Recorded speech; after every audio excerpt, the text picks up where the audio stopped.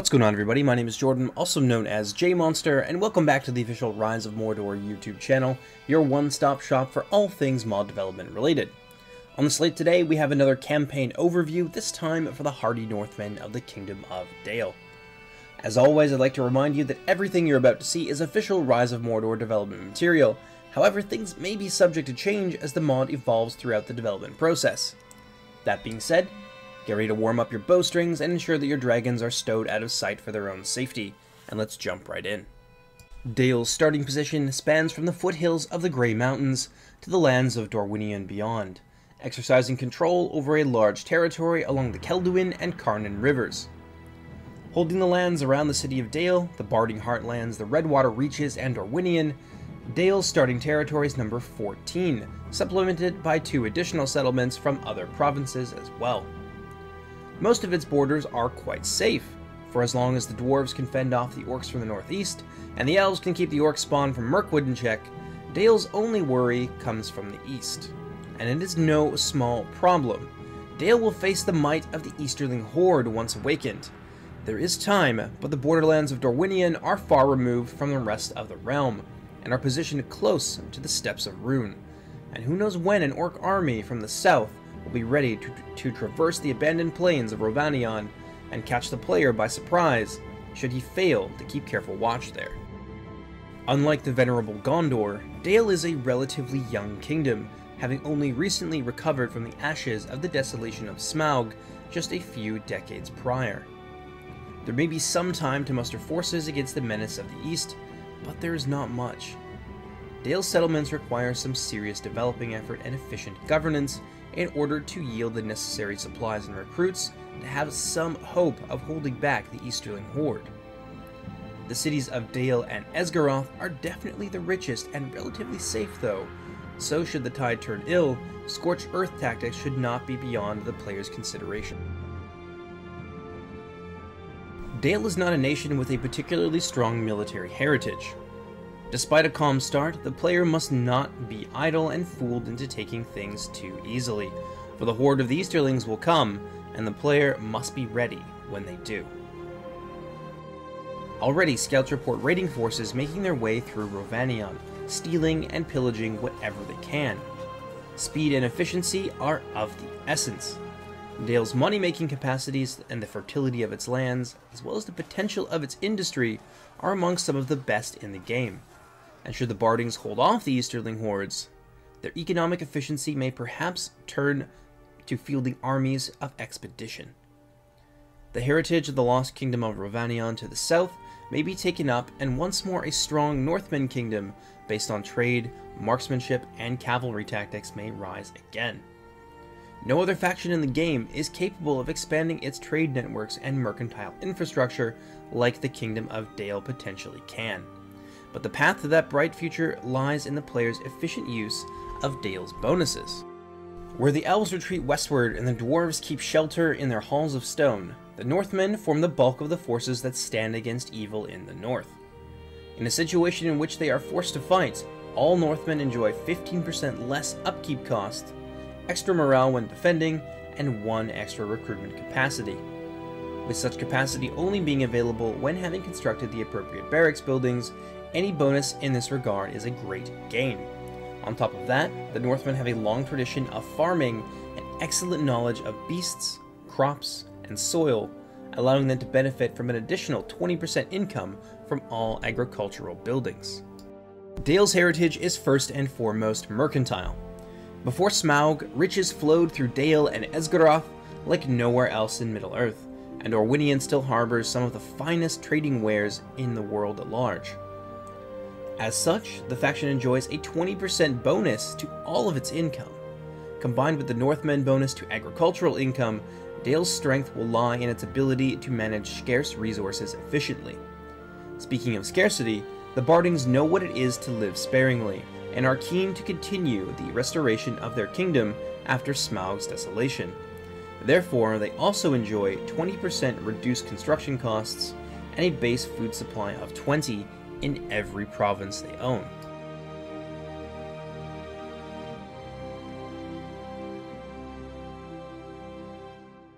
Dale's economic potential is unmatched anywhere else in Middle-earth. Their great strength lies in the many buildings they can construct to develop great riches and maintain an efficient economy. Every region in Dale has the ability to construct trading posts to develop an efficient regional trading network. This compounds income from commerce to adjacent regions. Furthermore, the riches from Dorwinion can be traded in well-connected cities through vintage stores, generating great riches by themselves. And once a trade infrastructure has been set up, the player may choose to make his networks even more efficient by constructing merchant guilds, a chain of buildings focused on greatly enhancing all trade income generated. The economic potential does not stop there, however. With knowledge gained from years of alliances with dwarven craftsmen of Erebor, the Dalians are able to use gems traded with the dwarves for precious jewelry, a rare kind of craftsmanship, granting access to quite a few unique industrial chains centered around jewelry making. Plus, recalling the bonus to agricultural income, the fertility of Dale's lands and the availability of all farming buildings should not see them struggling for food either. Dale's only real issue lies in keeping at bay the corrupting forces of the Shadow. Its cultural buildings that are needed for upkeeping the will of the West lack potency to exert sufficient religious influence and fending off the power of Shadow from creeping into the hearts of the Dalians, rotting the kingdom from within.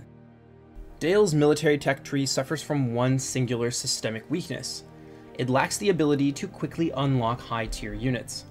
Whereas nations with a stronger military tradition such as Gondor can rush towards centralized training programs for quick access to their Tier 3, Dale is unfortunately unable to do so. Furthermore, the cavalry heritage of Rovanion is shrouded in the mists of the past and needs considerable time and investment to rediscover.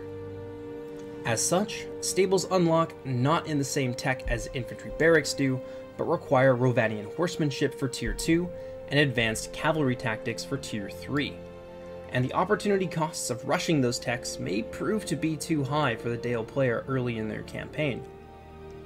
Additional training is also needed for the Tier 2 units to unlock Vineland Watchmen and Vineland Yard Patrollers. Patrol guards must be researched for unlocking shipmen and merchant escorts. The escorting services tech is needed as well. And high quality armor only unlocks at military production facilities. That said, in the long run, Dale's rediscovery of horsemanship and the development of long-range traveling networks will grant them the ability to launch efficient expeditions bolstered by late-game techs like expeditionary forces and standing armies. These will prove vital to reclaim and hold long-forsaken territories that made up the former kingdom of Rovanion.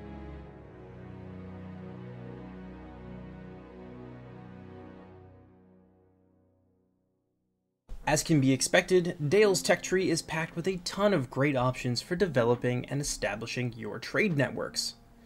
The player may take a path through mercantile law towards foreign commerce and state administration, quickly granting access to higher-end trade buildings. Alternatively, it may bolster its industrial capacity by researching industrial supply chains and then over to luxury products early on. Or you can opt to stabilize your food supplies by taking a route towards crop rotation towards agricultural industries very quickly to play into the agricultural income that Dale enjoys as a Northman faction. Sub-weaknesses lie in Dale's inability to develop its culture quickly and enhance the dominant will of the West against the corruption of Shadow, since cultural buildings with real strength only unlock at state administration. Although Dale is far removed from the sources of evil power, the player should not forget to ensure their reach will not overwhelm their kingdom. Strength, however, can be found at the top route of the tech tree, which allows the expansion of trading networks and long-range traveling facilities by researching the appropriately named long-range travel routes and trading networks. These will form the basis of Dale's ultimate mission to repopulate most of the abandoned Rovanion through migrating heritage, all the way to colonization expeditions which drastically cut the cost for resettling desolate territory.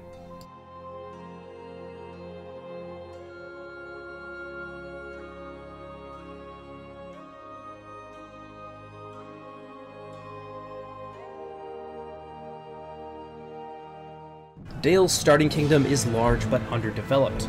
The eastern tide is rising, and to stop it, the player must build up their lands quickly and manage them efficiently. Effective military facilities may be hard to come by, locked behind a difficult tech tree, but the Northmen are willing to defend what they have, and not see their lands and cities destroyed a second time. If the Easterlings can be held back, and Dol Guldur and Gundabad kept in check, Dale's territory might be able to expand, taking up a role as a large and powerful kingdom east of the Anduin River to unknown and unmatched distances. This is the ultimate mission of the Dalians, to bring peace to Rovanion and prosperity to their people.